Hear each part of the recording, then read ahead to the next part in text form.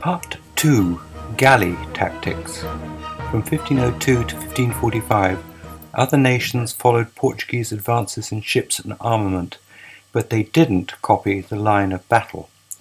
This was because the tactics of other European powers, most notably Spain, were still based on those of the galley, although it was the galley armed with cannon and light guns which fired ahead. A Spanish manual written in 1530 recommended that galleys approach the enemy in line abreast. The manual warned that they must not sail in file one behind the other, because thence would come great trouble, as only the leading ships could fight. But guns were not regarded as decisive by themselves, but as a preliminary to grappling and boarding. Due to the galley's nature, the tactics were based on end-on fire.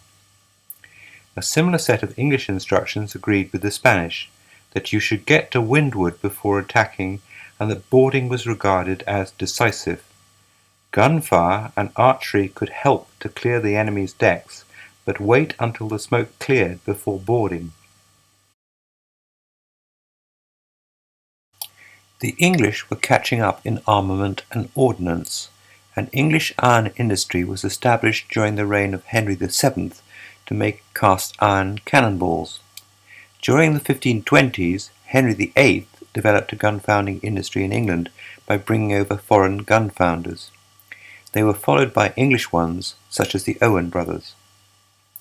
In this period, although no one emulated the line of battle, they did build ships of the carrack type and arm them with guns.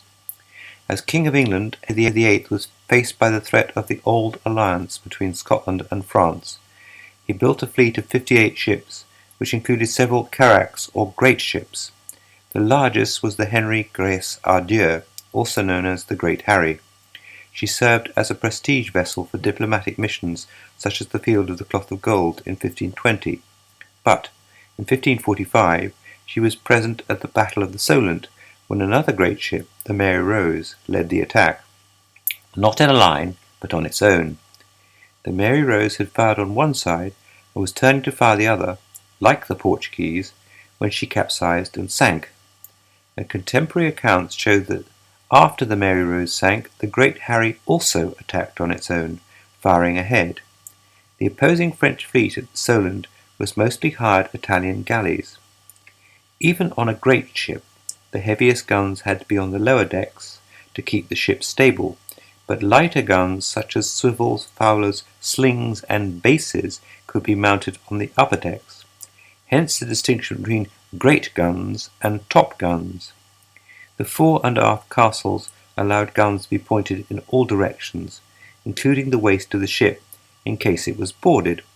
The castles were also defensive redoubts, manned by soldiers armed with bows or handheld guns.